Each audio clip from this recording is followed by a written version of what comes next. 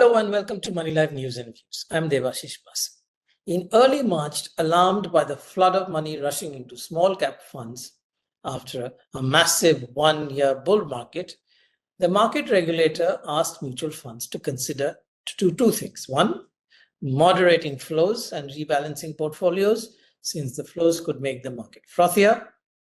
But it also asked mutual funds to conduct what it described as a stress test. It's a favorite for all regulators around the world to sort of simulate how funds would behave and what would happen if there was a stress in the market. So it's a stress test in better times to take care of the situation in the worst times. And this was supposed to be done for small and mid-cap funds. And the fund companies were supposed to publish the results. The results are there in the site of Association of Mutual Funds of India. You can go and check. All the small and mid-cap funds are publishing the results of stress tests every month.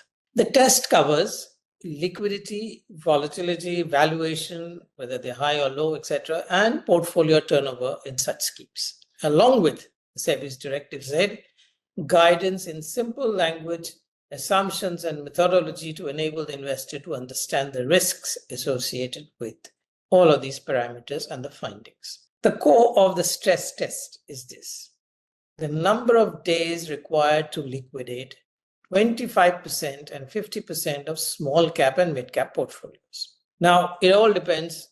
This actually tells you what is the level of liquidity and what can happen to your fund when you try to withdraw the money. Will the fund be able to sell all of the stocks quickly and give you back the money when the market is falling or not? So remember, number of days required to liquidate 25% and 50% of small cap and mid cap portfolios. It's quite another matter that no small cap and mid cap or any other fund manager ever liquidate 50% of their portfolios, but we'll come to that later.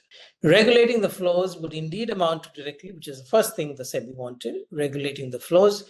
That would indeed amount to directly controlling the frothiness of the market. It is money, after all, that drives stocks. Money, in turn, being driven by sentiment and earnings, but leave that aside. The stress test is another matter. There are four problems with regulator-mandated stress tests, as I can see. Firstly, at the heart of stress tests is a fallacy.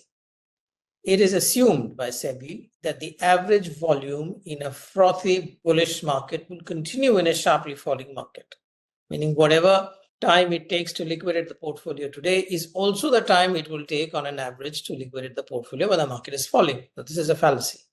The point about markets is that liquidity can expand and contract quite dramatically, especially in small and mid-cap stocks.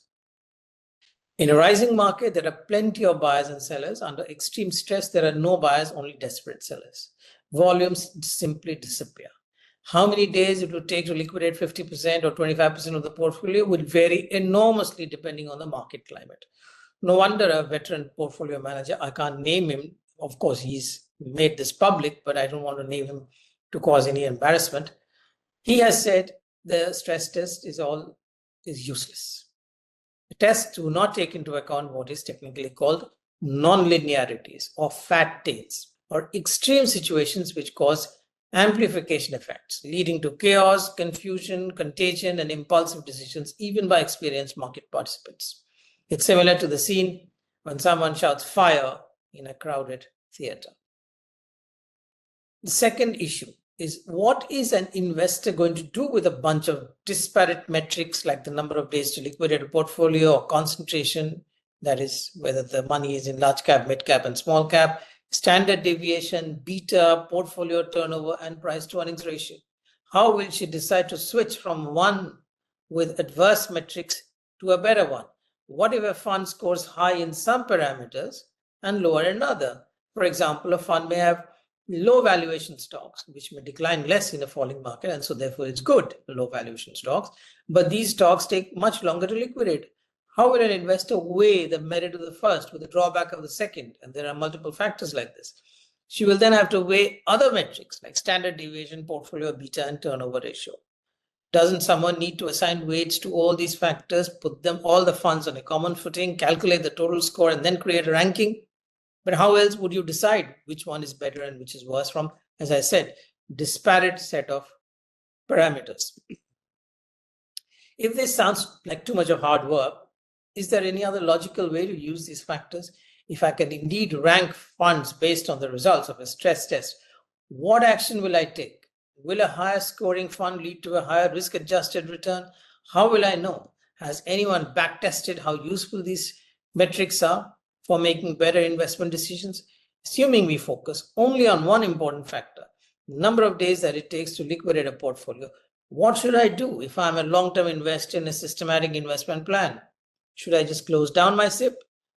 SEBI mutual fund, it's a small cap fund, which has about 82% in small caps, will take 58 days to liquidate 50% of its portfolio. But UTI small cap fund, which has 83% in small caps, will take just 5 days. The range of days is just too wide to be meaningful. All this is sourced from Amphi website. You can just go and check it out. The third point is SEBI's definition of small cap stocks is a market value of less than 5,000. Now, many sectors and many stocks have participated in the ongoing bull market. A quick check on screener.in tells me that there are 3898 companies with lower than 5,000 crore market value and only 688 companies that are higher.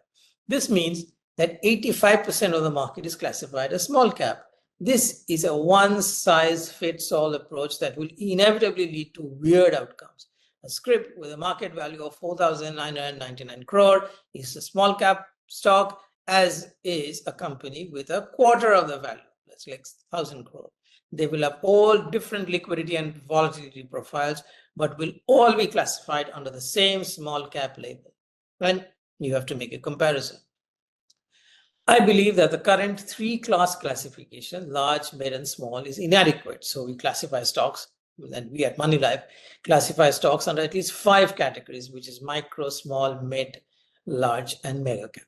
Fourth point, the stress test put too much of weightage on factors that are not relevant to the fund manager or to the investor from a long-term perspective. Now, there are multiple approaches to stock picking, but the most popular, a mainstream one, is picking stocks with long-term prospects available at a reasonable valuation. These stocks are usually found among small and mid caps. That's why they create much more value. It's not easy to find such stocks, especially after a strong bull market, certainly. Now, will a fund manager ignore such a stock if its liquidity is low? Certainly not. But today's such stock picks will hurt the liquidity criteria under the stress test. For all these reasons, the whole idea of these tests rests on very shaky grounds. It would go the same way as the riskometer, which is another SEBI innovation about a few years ago. Riskometers, which are disclosed along with the schemes. They are done in each scheme. It's well-meaning, but not very practical. If you liked what you watched, please do share and please do subscribe to this channel. Thank you very much.